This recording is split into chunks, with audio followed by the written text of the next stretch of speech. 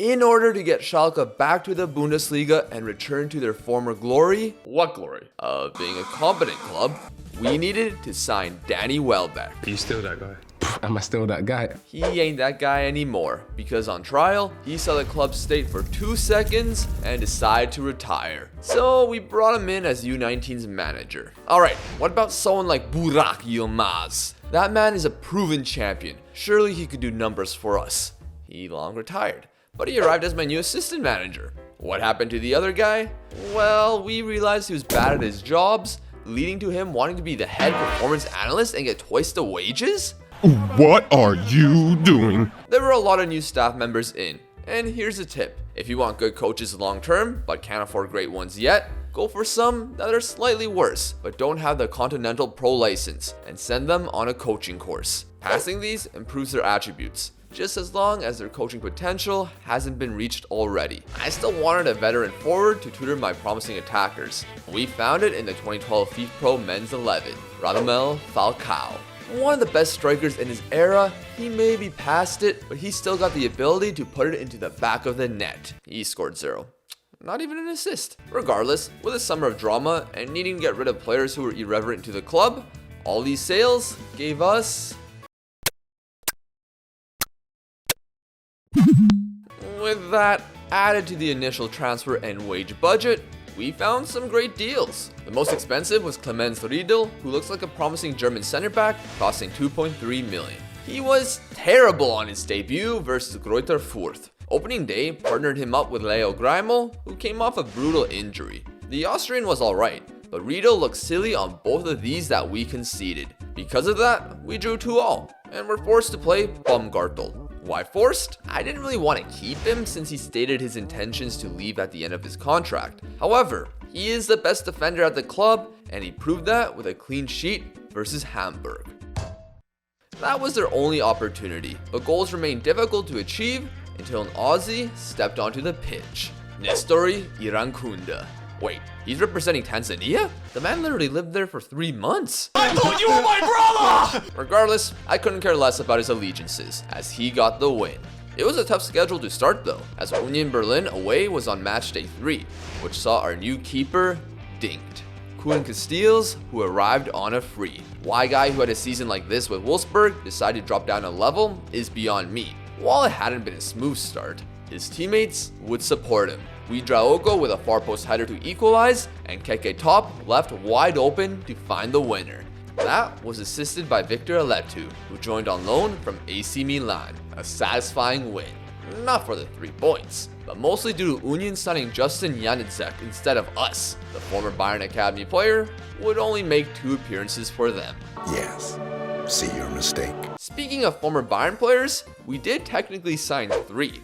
Johannes Schenk, in the hopes that he would be our future #1 keeper. Oh, jeezy pips, man. Along with him was South Korean Lee Hyun-ju, who seemed great for 600k. The final one didn't directly transfer from Bayern, but he did come from our next opponents. Why do they use these 5 letters to represent this word? Anyways, the club is Unterhaching, who miraculously defeated Paderborn in the promotion playoff. They then allowed Maurice Krattenmacher to leave for 425k. Without their star man in the second tier, they would have a rough campaign, conceding 95 goals and finishing with 15 points, 3 above the record of the lowest amount. Rubbing more salt in the wound, Krattenmacher would score on them. Things were set in motion as the back line began to perform outstandingly. Nothing conceded in 6 straight encounters, and when the defense let up, Casteels stepped in to make some massive one-on-one saves. 8 consecutive clean sheets would be the record, but we didn't reach it. Magdeburg were nearly relegated last season and seemed destined for it this time. Brian Lama scored from a swift counter-attack, but our opponents wouldn't stand down. They found the ball to Konde, who must own this piece of the field and charge exorbitantly high rent, as nobody was near him to stop his banger. To be fair, we were poor and only deserved a draw. 11 games in, and we were in first place, and had a second round matchup in the DFB Pokal versus Mainz. Mainz have been a respectable Bundesliga side for 15 plus years. They've had the highs of reaching the division with future Schalke rival Jurgen Klopp. They had a fun team in the early 2010s with Thomas Tuchel in charge. Mir steht's hier oben, ehrlich. Also a former employee of a Schalke rival. And now their most recent manager, Bo Svensson.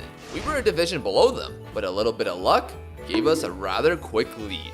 I may have underestimated my own squad. Our right back Bruna put in a brilliant cross, finding Kratenmacher for the second. The Belgian had an incredible run of assists in the beginning of the season, and while the teams began to adapt, his danger was always present. Mainz wasn't completely useless. Okay, they were until after the penalty, but Casteels was up for this match, keeping them out and securing a 3-0 dub. The momentum carried over with 3 more wins, including third place Darmstadt. One of these wins also had us 5-0 up on Kaiserslautern, which had Emmanuel Michael make his debut. Our sole signing last season, who did not arrive until now, did this, and then whatever this was. He was loaned in January to Valenciennes, where he wouldn't play any games. Matchday 15 arrived, and no losses on the board, but Regensburg would be where this all ended. We were ahead 2-1 with 30 minutes remaining, but Baumgartel pulled on Hoop's shirt for a penalty. All squared, and we continued to cause problems for ourselves, with Nestori losing the ball in a dangerous area, leading to a counter. That resulted in Konrad Faber scoring just like that. It was the winner, adding a number to the L column. A few more wins were earned by the end of the Hinrunde, including a clutch free kick by Osmani, who was having a fantastic campaign. That was against Fortuna Düsseldorf, placing us 10 points above. We've been dominant, but we're lacking in one area: strikers. You do not score until you score. Keke Top was doing fine with 7 goals, but he was outdone by Hassan Ouedraogo, who I would call the Gelsenkirchen Jude Bellingham. And there's a reason he's here, not Madrid. With a couple other freeloaders sold, and the Schalke board giving us an increased transfer budget, I could finally bring in another tree. Lorenzo Luca for 3.8 million. 9 centimeters taller than Keke Top. At over 2 meters, the Italian is a dream for this system, especially when I changed the pressing forward to deep lying. This occurred with Nestori being loaned to Real Zaragoza. It was kind of my fault. I stupidly promised him that our defense would get stronger, but we didn't bring anyone better than the current 2 starters. Yeah, I did buy Tobias Slotsager after he left, but the damage was done. Before Lucas' dominance could begin, we had RB Leipzig in the DFB Pokal 3rd round. A little unfair, I gotta say, but we got to face one of 2 men who inspired Joachim Croo's tactic. Marco Rosa, whose Leipzig played the 4-2-2 Red Bull edition. So, whose tin can is better? Clearly Leipzig, they're reigning Bundesliga winners. They also have Amos Opayemi, who's taking Germany by storm, finishing with 10 goals and 4 assists as a 19-year-old. We were lucky we had Casteels to keep this matchup close, but Baumgartel, who by the way agreed a future deal with Stuttgart, decided to attempt a shot into his own net. But Casteels was so good that he stopped it, but he had no chance on Timo Werner's rebound. Our run ended, and we had some tricky matches straight after. Hamburg haven't been in the top flight since 2018, which probably saw the wildest end of season pictures I've ever seen. Their promotion hopes will be made difficult with another loss to us, thanks to Osmani clutching up again. Unfortunately, Greuther Fürth were the cockroaches of the league with a 92nd minute equalizer. I guess that happens when you stop playing Baumgartel. But we'll survive with one last tight victory. At home to Union Berlin, we couldn't find the net to save our lives. But in added time, the tree Lorenzo Luca was grabbed, and we earned a 92nd minute penalty, which he slotted. This was where his domination began.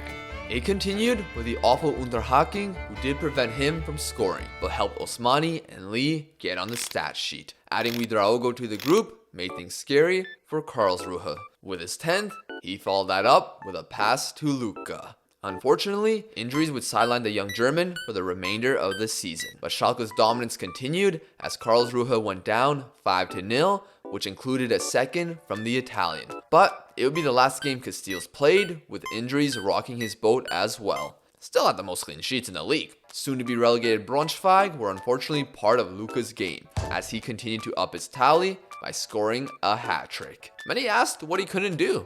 score against Nuremberg, but a win thanks to Top and Osmani. However, he decided to up his bet and stated he would score 4 versus Duisburg. And you know what? He did so in 1 half. He was chasing down a top scorer in just 7 games, and while Hertha stopped him, handing us our second loss of the campaign, that was a mere pebble in the way of Lorenzo. Magdeburg wouldn't be lucky, as the Italian gave them nightmares with 5 from him alone. A 7-0 thrashing confirmed promotion for the Royal Blues, but the shield was in our sights.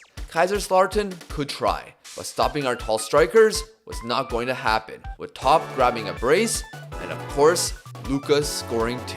The title was ours, and in the 3-point era, we ended with the most points in Bundesliga 2 history, with 85. Nothing was slowing this train, seeing Luka and Top finishing on top of the goal charts with 19. Several impressed, with Osmani, Bruna, and a couple young prospects dominating the average ratings. Osmani too finished on top with assists, while Luka found 8 of his own. 27 goal contributions in half a season is insane, and so is Hamburg missing out on the promotion playoff by a single point, because we conceded this to Dusseldorf in the 90th minute.